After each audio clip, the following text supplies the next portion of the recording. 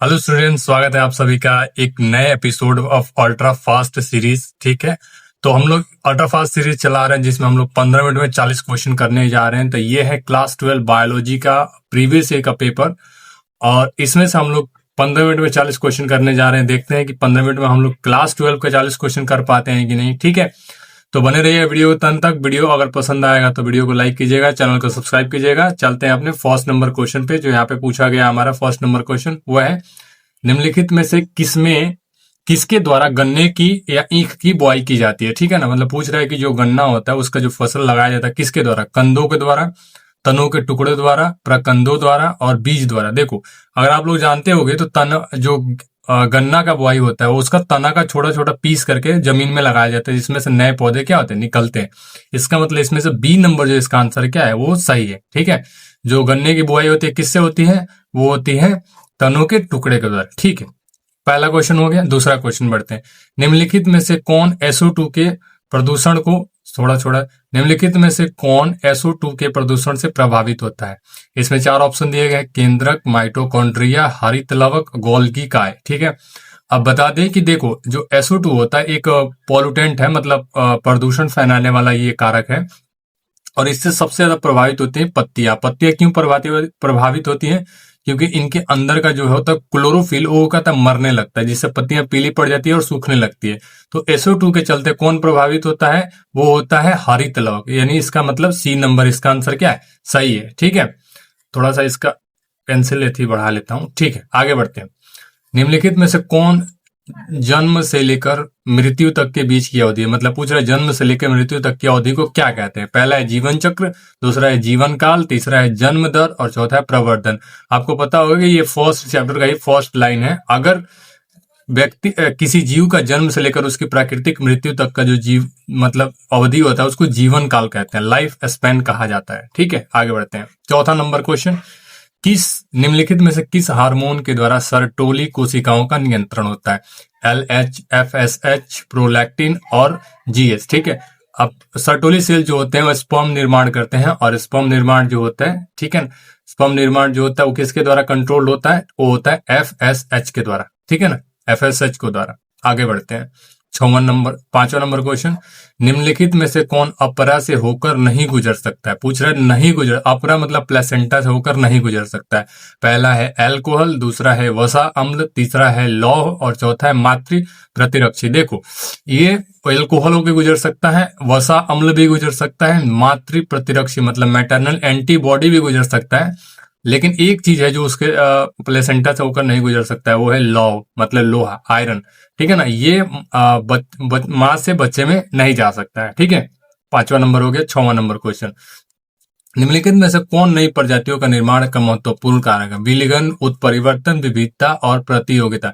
देखो, इसमें से ये सभी आंसर सही है, सबके सब भी आंसर सही है, लेकिन सबसे सही जो आंसर है इसका 6 का A नंबर है। मतलब विलिगन जो सही है, उत्परिवर्तन भी हो सकता है, विविधता भी होता है, प्रतियोगिता भी होता है, बट सबसे सही आंसर इसमें है विलिगन, आइसोलेशन बोलते हैं इसको। ठीक है, आगे, निम्नलिखित में से किसके किसके वीवर को कोरक, क्या समझ में नहीं आ रहा, निम्नलिखित में से किसके वीवर को कोरक रंध्र ब्लास्टोपोर के नाम से जाना जाता है। ठीक है, इसमें पहला जो कंदुक, तूतक, कोरक या तंत्रिका, जो ब्लास्टोपोर होता है उसको हिंदी में क्या बोलते हैं, कंदुक बोलते हैं। ठीक है, पहला ऑप्शन सही है। आगे बढ़ते हैं। निम्नलिखित में से कौन जोड़ा सही है, ये बहुत अच्छा क्वेश्चन है। ग्वानिन जोड़ा पेयर बना रहा है थाइमिन से, साइटोसिन पेयर बना रहा है ग्वानिन से, ग्वानिन साइटोसिन से, एडेनिन थाइमिन से। ये सब देखो इसमें गलती है बहुत सारा। ये जो ऑप्शन है तीसरा, ठीक है ना, मैं बता देता हूं थोड़ा सा इसको लिख के। कहाँ गया मेरा पेन, ये पेन है गाइस जिससे लिखता हूं। ठीक है, देखो एडेनिन जो पेयर बनाता है वो बनाता है थाइमिन से। ठीक है, और जो गुआनिन पेयर बनाता है वो किससे बनाता है, साइटोसिन से। लेकिन एक कंडीशन है, एडेनिन और थाइमिन के बीच में डबल बॉन्ड होता है और गुआनिन और साइटोसिन के बीच में ट्रिपल बॉन्ड होता है। ठीक है, मतलब इसका C नंबर आंसर सही है। ये जो ट्रिपल बॉन्ड जहां दिखाई दे रहा है वो आंसर इसका क्या है, सही है। चलो आगे बढ़ते हैं फिर से। आठवां नंबर हो गया। नौवां नंबर, निम्नलिखित में कौन घुलनशील आरएनए है। ये बहुत इजी क्वेश्चन है, बहुत इजी क्वेश्चन है। tRNA को घुलनशील आरएनए कहा जाता है, इसमें कोई पढ़ना थी नहीं है, बस याद करके रखना। अगला क्वेश्चन, निम्नलिखित में से किस बंधन से DNA के न्यूक्लियोटाइड आपस में बंधे होते हैं। हाइड्रोजन बंधन, सहसंयोजक बंधन, विद्युत संयोजी बंधन, ठीक है, और इनमें से कोई नहीं, ठीक है। अब बता दें कि जो डीएनए के न्यूक्लियोटाइड होते हैं वो आपस में कैसे बंधे होते हैं, वो होते हैं सहसंयोजक बंधन से, कोवलेंट बॉन्ड होता है डीएनए के न्यूक्लियोटाइड के बीच में। आगे बढ़ते हैं। निम्नलिखित में से कौन समवृत्ति अंगों के उदाहरण है, मतलब homologous organ, sorry analogous organ, ठीक है। पक्षी एवं तितली का पंख, कुत्ते एवं बिल्ली की पूंछ, चमगादड़ के पंख और मनुष्य के हाथ, और इनमें से सभी। देखो ये जो दोनों, ये नहीं है, इसका पहला आंसर सही है। पक्षी और तितली के पंख जो है वो समवृत्ति अंग है। देखो ये संरचना इनकी अलग अलग होती है लेकिन काम दोनों का एक ही है, उड़ना, ठीक है ना। पक्षी और तितली अपने पंखों की मदद से उड़ते हैं लेकिन संरचना दोनों का अलग है लेकिन काम समान होता है, इसीलिए इसको बोलते हैं समवृत्ति अंग। अगला, निम्नलिखित में से किसके द्वारा जलकुंभी में परागण होता है। जलकुंभी एक जलीय पौधा है, तो पूछ रहे इसमें परागण जो होता है किसकी वजह से होता है, जल से, कीट से, हवा से, बी और सी दोनों। देखो जलकुंभी तो एक जलीय पौधा, तक गलती से ये मत लगा देना कि जलीय जल से द्वारा इसमें परागण होगा, ये वो ऐसा कुछ नहीं है, ठीक है। इसमें जो होगा जलकुंभी में जो परागण होता है वो होता है कीट द्वारा, क्योंकि जलकुंभी में पौधे होते हैं और जलकुंभी के पौधे में पुष्प बहुत सुंदर सुंदर होते हैं, ठीक है ना, इसीलिए ये कीट को आकर्षित करता है और कीट परागण ही इसमें होता है, ठीक है। 13वां नंबर क्वेश्चन, निम्नलिखित में से किसमें नर एवं मादा पुष्प एक ही पौधे पे पाए जाते हैं। देखो इसमें दो ऑप्शन सही है, खीरा और नारियल, बैगन, टमाटर, चार को दिया ना, इसमें दो ऑप्शन सही है, खीरा भी है और नारियल भी, लेकिन हम इस क्वेश्चन में नारियल पे लगाएंगे। खीरा अगर दिया तो खीरा भी दिया है, बट हम क्वेश्चन जो दोनों दिया है तो हम नारियल पे बेहतरीन लगाएंगे, ठीक है। आगे बढ़ते हैं। निम्नलिखित में से किस ग्रह पर जीवन की संभावना। देखो ये स्टूडेंट जिस पेपर का है ना, जिस स्टूडेंट का है, ये गलती लगा है। एक्चुअली में जो जिस ग्रह पे जीवन संभव है वो या तो शुक्र हो सकता है नहीं तो मंगल, लेकिन ज्यादातर संभव है कि मंगल पे ही जीवन संभव हो पाएगा इंसानों के लिए, ठीक है। सुने भी हो कि बहुत लोग आजकल मार्स या मंगल पर जाने के लिए प्लान बना रहे हैं, जैसे एलन मस्क हैं जिनका मैं बहुत बड़ा फैन हूँ, ठीक है। आगे बढ़ते हैं। पोमीकल्चर निम्नलिखित में से किससे संबंधित है, ठीक है ना। देखो एक वर्ड होता है पोमोलॉजी, एक वर्ड क्या होता है पोमोलॉजी, इसको समझ लो, पोमोलॉजी, ठीक है। पोमोलॉजी मतलब होता है फल से संबंधित, फल, ठीक है। पोमोलॉजी का मतलब क्या होता है, फल से संबंधित। पोमो कल्चर मतलब होता है फल से संबंधित जितने भी कार्य के, बागवानी वगैरह, फल उगाना, सारा स्टोर उसका, तो ये फल से पोमी कल्चर फल से संबंधित है, याद रखना। पोमी कल्चर किससे संबंधित है, फल से संबंधित है। आगे बढ़ते हैं। 16 नंबर, निम्नलिखित में से कौन पारिस्थितिक तंत्र के जैविक घटक है। जैविक माने जिनमें जीव हो। पहला बोल रहा है वायु, सूर्य का प्रकाश, जल या उत्पादक। देखो वायु तो होगा नहीं, सूर्य का प्रकाश भी नहीं होगा, जल भी नहीं होगा, एक ही ऑप्शन बचा कौन, उत्पादक। उत्पादक माने हरे पौधे, हरे पौधे में क्या होता है, जीवन होता है। आगे बढ़ते हैं। निम्नलिखित में से कौन समुद्री मछली है, कतला, मांगुर, हिल्सा या सिंगी। देखो कतला, मांगुर, सिंगी ये सब हमारे यहाँ पाई जाती है, मतलब ये नदियों में और तालाबों झीलों में पाई जाती है, लेकिन जो हिल्सा मछली है ये क्या है, एक समुद्री मछली है। कहीं ऑप्शन बचता है सी नंबर, तो हिल्सा। आगे बढ़ते हैं। निम्नलिखित में से कौन कुनैन का स्रोत है। कुनैन एक दवाई का नाम है, केमिकल का नाम है, और कुनैन जो होता है वो सिनकोना के पेड़ से प्राप्त किया जाता है। कुनैन किससे प्राप्त किया जाता है, सिनकोना के पेड़ से प्राप्त किया जाता है, इसीलिए इसका बी नंबर ऑप्शन क्या है, सही है। आगे बढ़ते हैं। काष्ठीय आरोही लताएं कहाँ पाई जाती है, टाइगा में, पर्णपाती वन में, उष्णकटिबंधीय वर्षा वन में, और झाड़ झंखर में माने चपराल में। देखो जो काष्ठीय आरोही लताएं होती है, मतलब ये लताई है लेकिन ये बहुत मजबूत होती है और उनमें लकड़ी होता है, काष्ठ ज्यादा मजबूती होता है, ठीक है ना। और ये तभी हो सकता है जब वो बहुत ऊंचाई पे जा सके या फिर बहुत मजबूत हो सके। और ये मजबूत कहाँ पे हो सकता है, सिर्फ एक ही जगह, उष्णकटिबंधीय वर्षा वनों में, ठीक है। इसका मतलब इसका सी नंबर ऑप्शन क्या है, सही है। आगे बढ़ते हैं। निम्नलिखित में से किसका प्रयोग फसली पौधों में उत्परिवर्तन हेतु करते हैं। देखो बार बार बताए हैं, ये पढ़ाते भी हैं अपने स्टूडेंट्स को, हम बताते भी रहते हैं कि जो फसली पौधे होते हैं उनमें उत्परिवर्तन के लिए गामा किरणें इस्तेमाल किया जाता है। जो गामा किरणें हैं वो क्या करते हैं, फसली पौधों में उत्परिवर्तन कर सकते हैं, ठीक है। आगे बढ़ते हैं। 21 नंबर क्वेश्चन, निम्नलिखित में ट्यूबर द्वारा किसमें कायिक प्रवर्धन है। बहुत इजी क्वेश्चन, आलू में, सिंपल, आलू में ट्यूबर द्वारा कायिक प्रवर्धन होता है। आगे बढ़ते हैं। निम्नलिखित में से किस पद का प्रयोग किसी निश्चित क्षेत्र में पाए जाने वाली जनसंख्या हेतु किया जाता है। किसका मतलब प्राकृतिक, स्थानीय, विदेशी या महामारी। देखो स्थानीय मतलब एक जगह खास क्षेत्र में, जैसे मान के चलिए ये गोला है, रेडियस है, ठीक है, इसके अंदर जो जनसंख्या पाई जा रही है, ठीक है ना, उसको क्या कहा जाएगा, ठीक है। उसको बोलते हैं एंडेमिक स्पीसीज, या फिर उसको बोलते हैं हिंदी में स्थानीय। मतलब इसका बी नंबर आंसर क्या है, सही है। चलिए आगे बढ़ते हैं। निम्नलिखित में से कौन सा प्रभाविता डोमिनेंस में F2 संतति के प्रारूपिक अनुपात को दर्शाता है? ठीक है, 3:1, 1:3, 1:2:1 या 1:1। देखो, ये जो कोडोमिनेंस अप्रभाविता में होता है, F2 संतति में जो होता है प्रारूपिक अनुपात को दर्शाने वाला जो है फिनोटाइपिक रेशियो, वो होता है 1:2:1। ठीक है, आगे बढ़ते हैं। 24 सॉरी, ठंडा लग गया यार। 24 नंबर क्वेश्चन। ठीक है, निम्नलिखित में से कौन डीएनए द्वारा आरएनए के निर्माण से संबंधित है? मतलब पूछ रहा है डीएनए से आरएनए बनाने की जो प्रक्रिया है उसको क्या कहा जाता है? Translation, transcription, replication, transduction. ठीक है, अब देखो डीएनए से, ठीक है, डीएनए से आरएनए जो बनता है, डीएनए से आरएनए जो बनता है, उस प्रक्रिया का जो नाम है उसको बोलते हैं ट्रांसक्रिप्शन। उस प्रक्रिया क्या बोलते हैं? ट्रांसक्रिप्शन। ठीक है, इसका मतलब बी नंबर आंसर क्या है इसका, सही है, ट्रांसक्रिप्शन। आगे बढ़ते हैं। निम्नलिखित में कौन मलेरिया रोगजनक है? मतलब ये पूछ रहे हैं इसमें से कौन मलेरिया फैलाता है? प्लाज्मोडियम, वुचेरिया, सैक्रोमाइसिस या पिक्सीनिया। आपको पता होगा, बचपन से पढ़ते आ रहे हो, प्लाज्मोडियम। मलेरिया किसके द्वारा होता है? प्लाज्मोडियम के द्वारा। आगे बढ़ते हैं।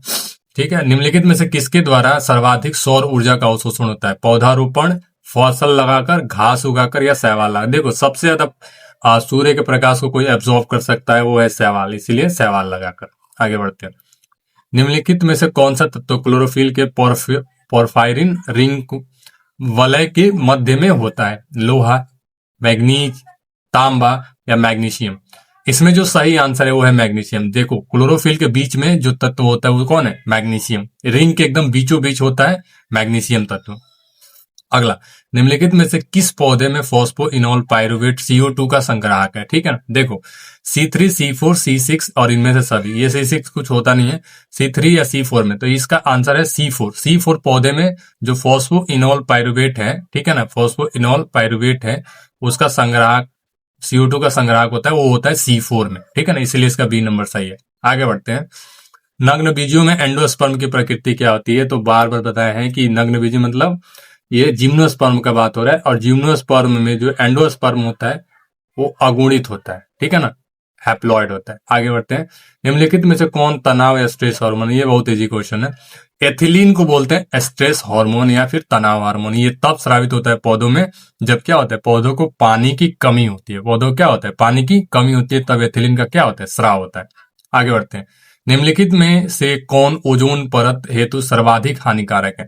ये पूछ रहा है कौन इसमें से सर्वाधिक हानिकारक है, कौन? SO2, CO2, फ्रियोन और इनमें से सभी। देखो SO2 ना CO2, इसका असली आंसर क्या है? फ्रियोन। फ्रियोन गैस जो होती है वो बहुत खतरनाक होती है, जो ओजोन परत का क्षरण करती है। आगे बढ़ते हैं। 32 नंबर। निम्नलिखित में से कौन काजीरंगा राष्ट्रीय उद्यान से संबंधित है? शेर, बाघ, तेंदुआ या गेंडा। देखो काजीरंगा नेशनल पार्क जो है वो फेमस है किसके लिए? एक सींग वाले गेंडा के लिए। किसके लिए फेमस है? एक सींग वाले गेंडा के लिए। मतलब इसका चौथा नंबर आंसर क्या है? सही है। आगे बढ़ते हैं। भारत में संरक्षित जैव मंडल है, इसमें कुछ पढ़ने की जरूरत नहीं है, बस इसमें रट्टा मार के रखो, याद करके रखो कि 18 होते हैं। भारत में कितने संरक्षित जैव मंडल है? 18। ठीक है, आगे बढ़ते हैं 34 नंबर क्वेश्चन पे। निम्नलिखित में से कौन नाइट्रोजन का स्थिरीकरण करता है? एनाबेना, अल्वा, यूरोथोरिक्स या स्पाइरोगाइरा। देखो ये सब के सब ये शैवाल ही है, लेकिन जो शैवाल वही नाइट्रोजन स्थिरीकरण कर सकता है जिसमें क्या हेटेरोसिस्ट नामक कोशिकाएं पाई जाती हो। ठीक है ना, और हेटेरोसिस्ट एक ही में पाई जाती है, एनाबेना के अंदर, इसीलिए एनाबेना इसका सही आंसर, ए नंबर इसका आंसर क्या है? सही है। चलिए आगे बढ़ते हैं। क्राइटॉक्सिन क्या करता है? क्राइटॉक्सिन पता होगा, क्राई जीन से निकलता है क्राइटॉक्सिन, और ये एक्चुअली में बीटी टॉक्सिन है, बैसिलस थुरिंजियसिस नामक जीन में पाया जाता है। और कोई भी कीड़ा अगर इसको खाता है ना तो इसके पेट में जाकर मध्य आंत में, मतलब एपिथेलियम को बंद करता है। मतलब एपिथेलियम जो मिड गट होता है कीड़े का, उसके बीच में ये जाके बांध के और उसको मार डालता है। मतलब कोशिकाओं को फुला देता है, मध्य आंत्र में एपिथेलियम को बंद करता है, आंतरिक कोशिकाओं को तोड़ देता है। इनमें एक से अधिक कार्य करता है। ठीक है, ये भी हो सकता है डी नंबर, बट इसका अगर दिया है एपिथेलियम तो एपिथेलियम पे लगाएंगे, मतलब इसका बी नंबर ऑप्शन सही है। आगे बढ़ते हैं।